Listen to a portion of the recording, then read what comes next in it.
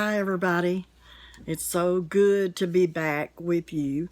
It's been a few months, I think, since I've done a video, and God just been speaking to my heart about getting back online and sharing.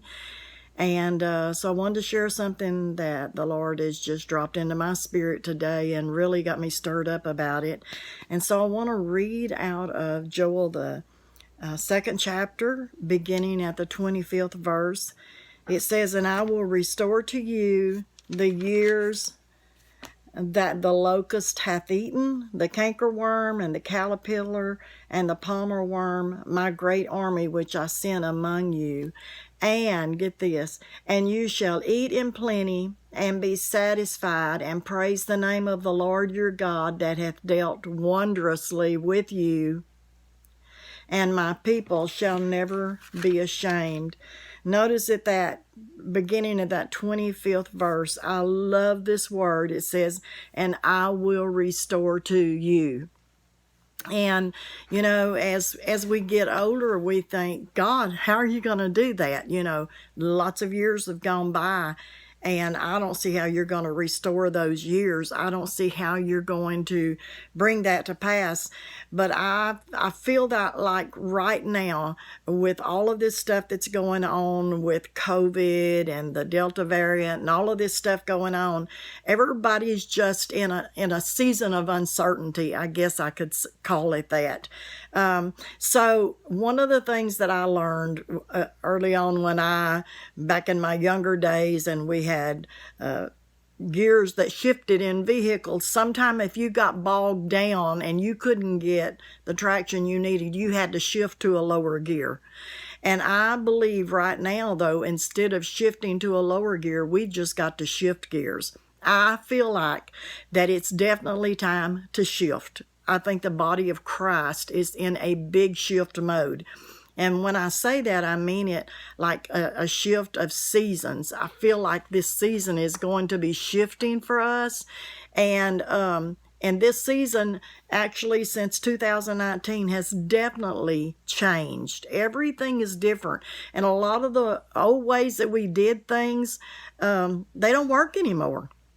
I think back as a child, we had an 8-party phone line. I mean, there were 8 people connected on the same line, and you had to listen to a certain ringtone to be able to talk to the party that was calling you, or you had to wait till somebody was off the party line before you could call.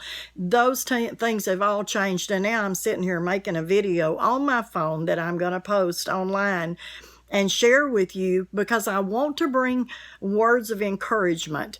I'm at 73 years old now, and I thank God for all of that. Every year that He's given me, I have gleaned and I've gathered. I've been through some low lows, but I've also been through some high highs. And I don't find a place to rest or to sit down. My season just shifts, like in the natural thing.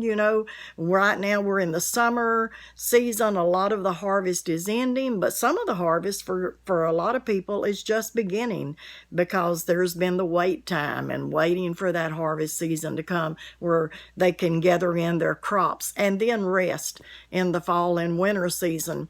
But things that we used to do before, we don't do anymore. I'm thinking about, even with CDs and DVDs, those are hardly used anymore. Everything is at a fingertip of a touch of being online and doing things different. So the things that we used in the old seasons, in the days before, even with serving God, they're certainly something that grew us to where we are now.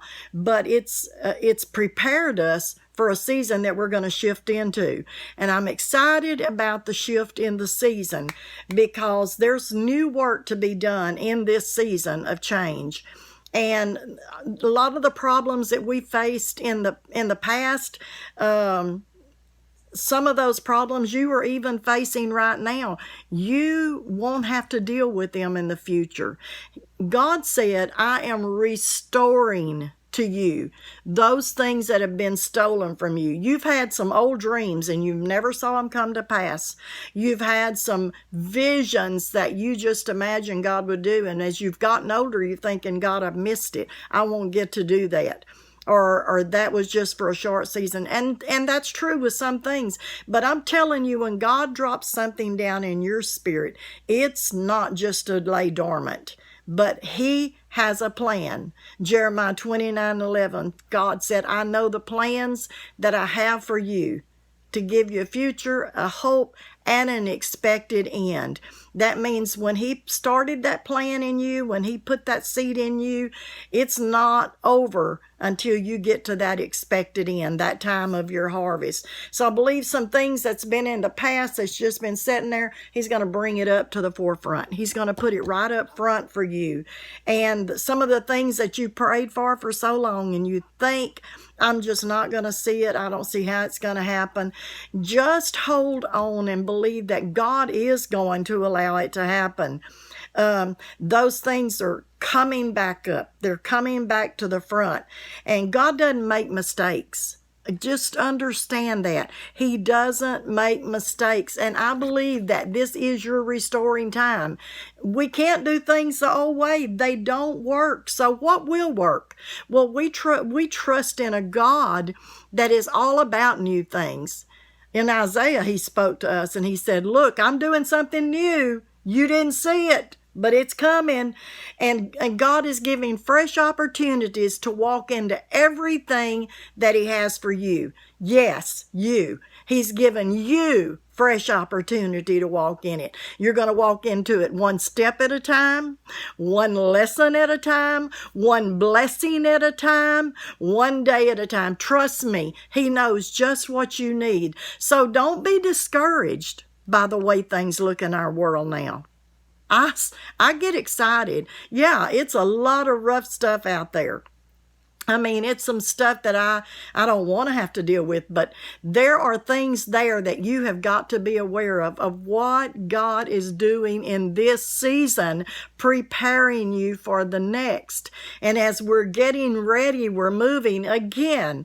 I was mowing my yard day before yesterday, and my mulberry tree is already shedding its leaves. I mean, there's brown leaves on top of green grass. And I'm like, wait, what is going on? We're just, getting towards the end of summer, but we're not there for a while. And I realized, I've said it before and I keep saying it again, some trees get their season ends before it's time. I still have green figs on my fig tree. And they're going to ripen. There's going to probably be some birds enjoying them, but they're going to ripen. But that mulberry tree, its season is done. You know why? The tree's not dying. No, it just needs to rest. It needs to shift into its new season because it was very productive. Listen, that thing was loaded with berries this summer. I mean, the birds and the squirrels loved them. The great-grandkids loved them. They were prolific all over that tree. But it's exhausted itself in its season. So now it's going into its dormant time and it's going to rest way early, but it'll get an early start next season. So don't feel like your season is over. Don't feel like you've missed it. You haven't. You haven't missed it. I want you to be of good courage, and I want you to believe that God's got good stuff for you. Don't count yourself out. Don't count your projects out, your dreams, your visions. Just don't be discouraged by anything that looks dead, because to my natural eye, when I look out there at my mulberry tree and all the leaves are dropping, I'm like, okay, it's dying. No, it's not. No, it's not. It's just that what was prolific at that time, what was thriving at that time, has done its season. And the leaves are going to fall off. The berries are gone. But trust me, there is still life in that tree, and it'll be around long after I'm gone, probably. So I want to encourage you to dream again.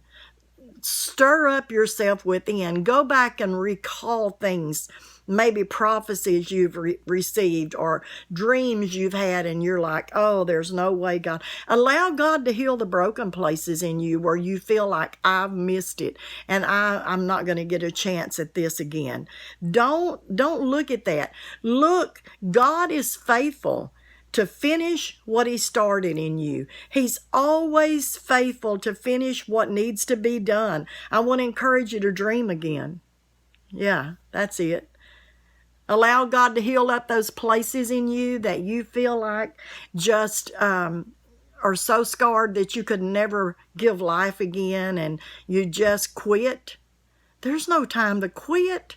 There's souls to be won into the harvest. There's a kingdom that needs to be built. And we are joint co-laborers. We work with God. We partner with him. So let me just encourage you today. Let me just encourage you in your future years. No matter what state you're in, if you feel like, man, this mess, it's just thrown everything off and they've shut this down and we can't do that. Find some new creative ways to be about kingdom business. Get out there. Do what you can for God. Plug into a good spirit-filled church where the ministry is going to feed your soul. Get into his word. Spend time in communication with God and allow him to fulfill the dreams in you. Dream again. Dream again. Come alive again. If you need to rest, rest.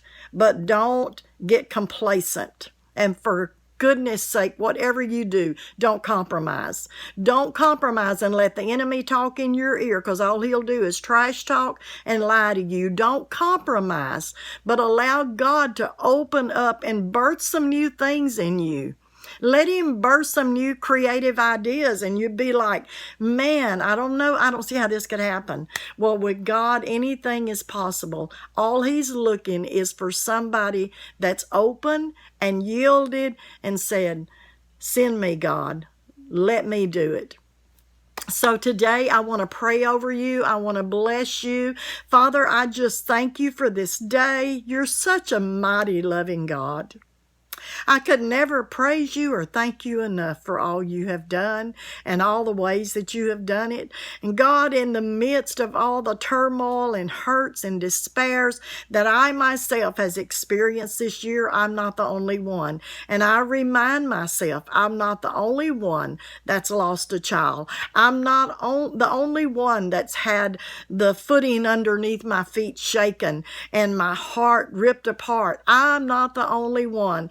But yet will I serve you. God, help us to remember that. Bring those things to our remembrance that we must push through, because you are the one that's going to carry us when we think we can't go on. I ask you, Lord, just to bless my brothers and my sisters and to encourage them and let them be lifted up in their spirit and inspire them through dreams and through visions. God, I honor you and I praise you for it in your mighty name, Jesus. Well, thank you for taking time to listen to this video. I bless you with the love of the Father. I pray that your hearts have been touched, that you're stirred, that you're encouraged, and you allow God to move in you in ways you didn't think could come alive again. Trust me, that mulberry tree out there, it will produce leaves on it next time around in its season. When the springtime comes, it'll start producing those new leaves, and the next thing you know, there's going to be some little green things hanging on it that doesn't even look like it's going to be a berry, but it will be productive and it will produce. I mean, I'm telling you, that thing makes the best jelly there ever was. And the kids love to play in it because it stains them all up. But God is faithful. Just trust his faithfulness. You can take my word to the bank, because I trust in the God who lives and who reigns. God bless all of you. I love you.